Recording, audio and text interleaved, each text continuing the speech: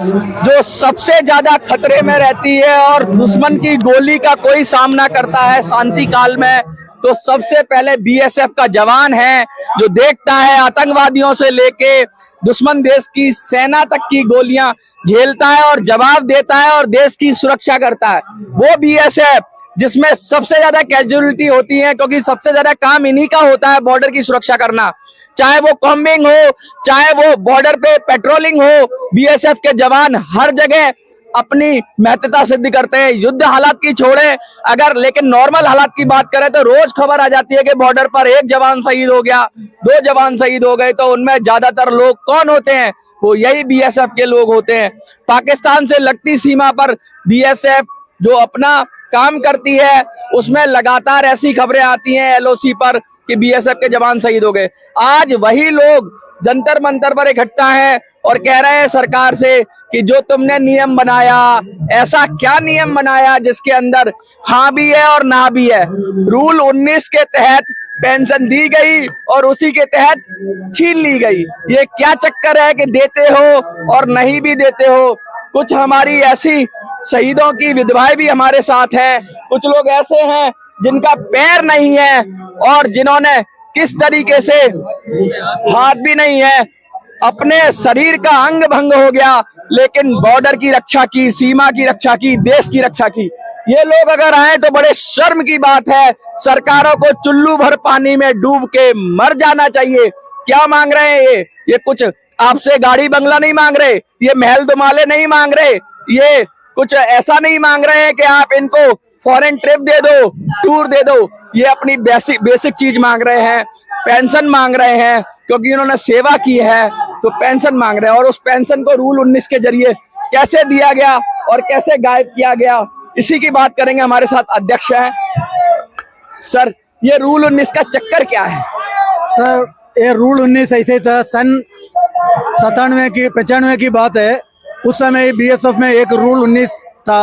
उस रूल 19 के मुताबिक जो आदमी का घर में ज्यादा परेशानी है, उन लोग स्पेशल रूल था, जिसका घर में ज्यादा परेशानी है, नौकरी नहीं कर पाएगा, उनको मिनिमम पेंशन में घर जा सकता था।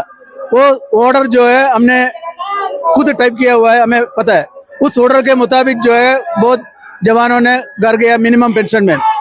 5 साल 5.5 साल तक इनको पेंशन मिल गया। उस समय कुल मिला के 375 रुपया मिनिमम पेंशन था, कुल मिला के 1250 रुपया पेंशन मिल रहा था। 5.5 साल के बाद हमारा पेंशन ये बीएसएफ ने बंद कर दिया। उन्होंने बोले वापस आओ, नौकरी कर लो।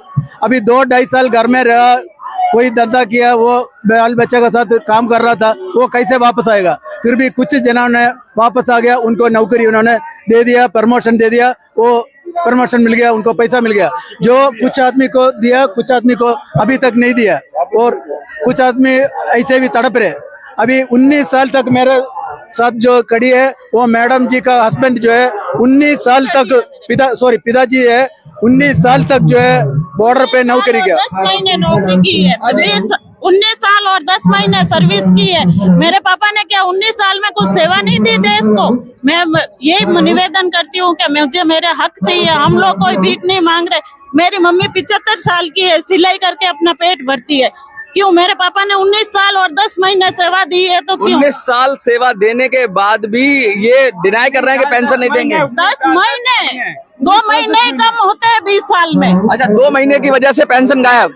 1 रुपया भी नहीं मिली। क्या हुआ? 20 साल से हाई कोर्ट का ऑर्डर भी है हमारे पास, फिर भी पेंशन नहीं मिली। तानाशाही है और क्या है? बिल्कुल नहीं, ये तानाशाही हुई। और क्या?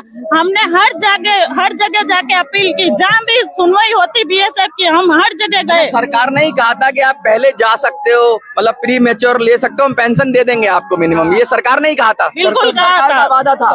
वादे पे मारे गए आप लोग? वादे पे मार गए। 2 केस ऐसे है अभी भी, जिसको 10 साल की पेंशन उठा रही है 2 महिला। जब मेरी मम्मी का हक क्यों छीना जा रहा है? 20 साल कम नहीं होते सर। अच्छा, 10 साल वालों को दे रहे हैं? मेरे पास 2 कॉपी है जो आप बताइए। मेरे आदमी ने 14 साल की है, 14 साल तक अभी तक उन्होंने ऑर्डर निकाला कि आप जा सकते हैं, इसलिए वो मेरे आदमी आ गए। फिर से बुलाया, फिर फैमिली में वो रह गए, नहीं गए। तभी भी हमें 14 साल नौकरी की और 14 साल नौकरी करने के बाद सरकार ने ही कहा कि भाई चले जाओ और आपकी पेंशन मिलेगा अचानक पेंशन मिलेगा, और फिर सरकार उसी पे मना कर दिया और नहीं भेजा पेंशन भी, वो तमिलनाडु पता नहीं। आपकी क्या कहानी है, क्योंकि आपका मैं देख रहा हूँ कि पैर और हाथ से 11 साल सर्विस करने के बाद में घर आया था, 5 साल गवर्नमेंट ने मेरे को पेंशन दी है। अच्छा। आने के 8 दिन बाद में मेरा एक्सीडेंट हो गया। तो हम कोई देशद्रोही तो है नहीं कि जो एक बार पीपीओ जारी करने के बाद में गवर्नमेंट दोबारा पेंशन बंद करती है। ये तो कोई देशद्रोही या मतलब कोई जासूस हो उसका तो बंद कर देगी, एक बार पीपीओ जारी करने के बाद में दोबारा पेंशन कैसे बंद करती है? कहने का मतलब ये है, मोटी बात ये लग रही है मुझे कि आप सब लोग सरकार की सहमति से, सरकार ने कहा आपको कोई प्रॉब्लम हो रही है तो आप चले जाओ बीएसएफ छोड़ के, और कोई बात नहीं, हम आपको मिनिमम जो पेंशन है, जैसे प्री मैच्योर रिटायरमेंट का वादा होता है या फिर जैसे वॉलेंट्री रिटायरमेंट होता है, उस तरह का कुछ कर दिया था सरकार ने। सर बात ऐसे है, जो हमारा यूनिट में एक आदमी है 10 साल से ऊपर उनको सर्विस है, वो अपना अफसर से दारू पी के झगड़ा करके उनको नौकरी से निकाला गया है। वो आदमी अदालत में जा करके वो पेंशन अभी ले रहे। जो आदमी नियम के अनुसार, मतलब जो नियम के अनुसार आया उसकी पेंशन बंद, पेंशन अभी तक बंद है, और जो नियम से नहीं आया उनको पेंशन जा रहे। ये क्या हो रहा है देश के अंदर? अच्छा, मैं 71 के वार लड़ा मैंने बीकानेर से, और मैं 16 साल की उम्र के अंदर भर्ती था, और मैंने 10.5 साल नौकरी की है, और वो कह रहे हैं तुम्हारी सर्विस क्वालिफाइंग नहीं है। तो Sam active duty Sam cadre, और फिर मेरी सर्विस है क्वालिफाइंग कैसे नहीं हुई? प्लीज, वाले दर भटक रहे हैं। मेरी सर्विस क्वालिफाइंग। 10 साल वाले तो पेंशन उठा रहे और 20 साल वाले हाथाजोड़ी करते फिर 71 में रूल में 71 से जो पेंशन आए हैं 95 से पहले, 71 से 95 से पहले जो पेंशन आए हैं उनको पेंशन मिल रही है, इसी रूल में पेंशन मिल रही है।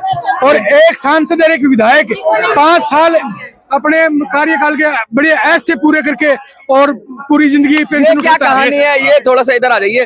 ये क्या कहानी है कि विधायक सांसद कई पेंशन ले लेते हैं और आप लोग 10 15 20 साल से कुछ कम सर्विस करने के बाद भी यहाँ जंतर मंतर पे खड़ा होना पड़ता है? ये हमारे साथ बीएसएफ ने धोखा किया हुआ है। उन्होंने पहले बोला आप पेंशन जा सकते हो, बाकायदा उन्होंने रेजिग्नेशन विद पेंशनरी बेनिफिट इस प्रकार इसमें लिखा हुआ है। अच्छा, देखिए बड़ी मजे की बात देखिए कि रेजिग्नेशन विद पेंशनरी बेनिफिट, जब ये कह दिया गया है इनको कि भाई कोई बात नहीं, आपको कोई तकलीफ है, समस्या है, आपके घर की परेशानी है, आपने बहुत साल देश की सेवा की, अब हम आपको कह रहे हैं कि आप अगर रिटायरमेंट लेना चाहते हैं, रिजाइन करना चाहते हैं तो हम आपकी पेंशन देंगे। ये वादा करके, लिखकर वादा करके दिया। ये लोग तब आए वहां से बीएसएफ छोड़ के, और फिर उसके बाद इन लोगों ने बीएसएफ ने क्या, या जो भी अथॉरिटीज है उन्होंने क्या कर दिया इनके साथ, ये यही जाने। ये रूल 19 का चक्कर क्या है? क्या उसमें कुछ हिडन छुपा हुआ तो नहीं था? ऐसा कुछ कोई कुछ छुपा हुआ नहीं है, क्लियर उन्होंने भेजा हुआ है। ये सर, ये बीएसएफ ने दिया हुआ ऑर्डर, ये बीएसएफ ने दिया हुआ, ये सर बीएसएफ ने दिया हुआ ऑर्डर है। ये इंडिविजुअल हमें दिया हुआ ऑर्डर है। ठीक है, आप बोलो। मतलब बिल्कुल दिया हुआ ऑर्डर और उसी को डिनाई कर रहे हैं। डिनाई कर रहे हैं, कह रहे हैं कि अपनी बात है और उसी बात को डिनाई कर रहे हैं। और सब लोग देखिए लिखा हुआ दिखा रहे हैं। कोर्ट में चैलेंज नहीं किया आपने? चैलेंज किया है। क्या हुआ कोर्ट में? तो यही जजमेंट क्या हुआ कि एक आदमी कहीं इससे पहले कोई आदमी रिटायर्ड हुआ है 10 साल 12-13 साल, वो भगोड़ा है, उसका अंदर ये ऑर्डर नहीं है। उसने क्या कर दिया, वो कोर्ट में अपने हक के लिए रिट मांग लिया। उसको जो देना नहीं चाहते थे वो उसको नहीं दिया, और वही हमारे ऊपर थोप दिया। वही ऑर्डर हमारे ऊपर थोप के सुप्रीम कोर्ट ने ये नहीं बोला कि इनको पेंशन मत दो या इनको ऐसे नहीं, लेकिन वो उसी ऑर्डर का मिस इंटरप्रेट करके, गलत तरीके से व्याख्या करके सुप्रीम कोर्ट के ऑर्डर की, एक आदमी जो भगोड़ा था उसको कहकर आप तो सहमति से आए थे और वो भगोड़ा था। मतलब कि निकाल को इसमें मिला। क्या लगता है कि एक आदमी का खामियाजा सबको भुगतना पड़ रहा है, या फिर या जानबूझ के ऐसा किया जा रहा है? जानबूझ के ऐसा किया जा रहा है कि एक आदमी का खामियाजा सबको भुगतना? पता, भगवान जाने साहब। अब ये रूल उनको भी पता है, उन्होंने बनाया, उन्होंने दिया है। सबसे पहले आपको नमस्कार। ये एक आदमी का खामियाजा जो है, ये डिपार्टमेंट की गलती के कारण हमारे साथ दुर्व्यवहार हो रहा है, क्योंकि डिपार्टमेंट के जो अधिकारीगण है वो इस केस का अध्ययन नहीं करना चाहते।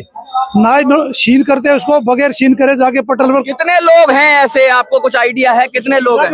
700 आदमी है जो ग्राउंड पर 697 लोग। हाँ। एक आदमी ने गलती की, 697 आदमी ने गलती की है, वो 94 का है वो, और ये जो रूल है 95 का रूल है ये, इसी वजह से इनको पेंशन नहीं दे रहे। वो पेंशन नहीं होगी। कहने का मतलब ये गलती करे कोई भरे कोई, गलती कोई करे और सजा किसी को दो।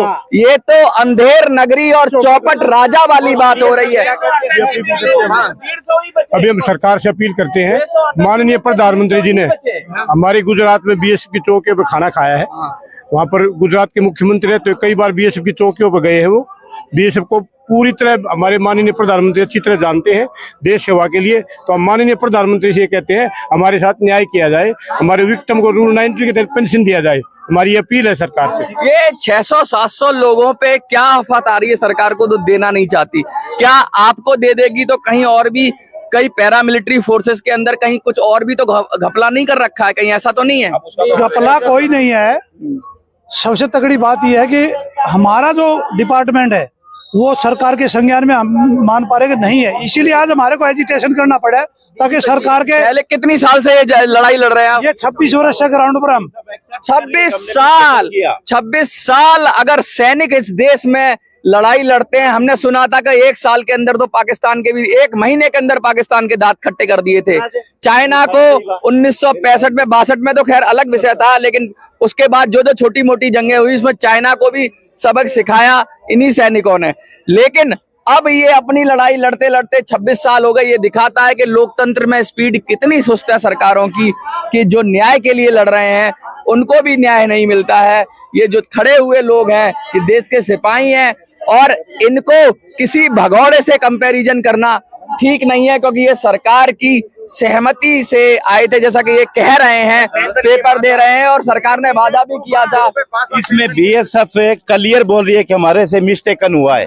और मेरे पास में 5 महीने पहले का रिपोर्ट है बीएसएफ का, 5 महीने पहले का रिपोर्ट। अच्छा, बीएसएफ ने गलती बोल रही है मेरी गलती है, हमारे से गलती हो गई। वही डिसीजन सुप्रीम कोर्ट के पास में ये डिसीजन है कि हमारे से मिस्टेकन हुआ है। अभी कहीं ये 5 महीने पहले का लेटर यूनिट से है बीएसएफ से।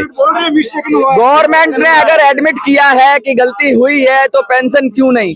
क्या लगता है, गवर्नमेंट प्रोसेस में है, क्या मिल जाएगी? क्या लगता है आपको, कोई उम्मीद है? आज जो हम ये कर रहे हैं उसके मुताबिक सरकार के कानों में जाएगी, और सरकार पूर्णतः, हमारा विश्वास है कि भाई हमारे इस। मुझे लगता है बड़ा छोटा मामला, शायद मोदी जी को पता ही ना हो। कुछ कहना चाहेंगे मोदी जी के संज्ञान में नहीं है, ये बात मोदी तक जाना ही चाहिए। मोदी जी को कुछ कहना चाहेंगे आप? कहेंगे मोदी जी हम आपके दरवाजे पर आए हैं। मोदी जी के पास लेटर तो खैर अलग विषय, डायरेक्ट कहना चाहेंगे आप? मैं डायरेक्ट मोदी जी से कहना चाहती हूँ कि हम आपके दरवाजे पर आए हैं, हम खाली हाथ न जाए, बस हमारा काम हो जाए। ये मोदी जी, आप देख रहे हो क्या हो रहा है, किस तरह से डिपार्टमेंट की लाल फीताशाही चल रही है, किस तरह से जंगल राज चल रहा है।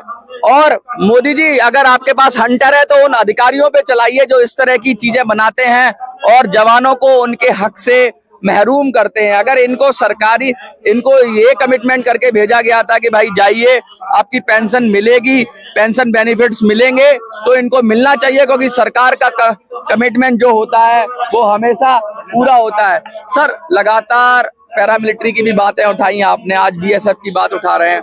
क्या लग रहा है, सरकार के कुछ कान पे जूं रह गई है? अभी तक कोई जूं नहीं रही है। जूं रहेंगी जब तक हम सड़क के ऊपर आत्मदाह नहीं करेंगे ना। नहीं, ये हम नहीं कहेंगे। आप देखिए, आप जवान हैं, जवान आत्मदाह नहीं करता। 26 साल हो गए हमें पेंशन आए। आज तक कितनी विधवा हैं जिनके परिवार कैसे चल रहा है, थाली माज के खाना बना के दूसरों घर में वो कर रही हैं।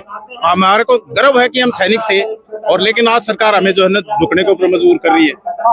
आज तो मतलब ऐसे मिलिट्री में देश की सेवा करने वाली क्या औरतें ऐसे रोड पर भटक रही है, मुंह से खून निकलने तक काम कर रही है। बस हमारे आदमी का थोड़ा कुछ मिल जाए तो हमें भी थोड़ा कुछ आधार लग जाएगा। यानी कि आज हम सरकार को जगाने के लिए यहाँ आए हैं।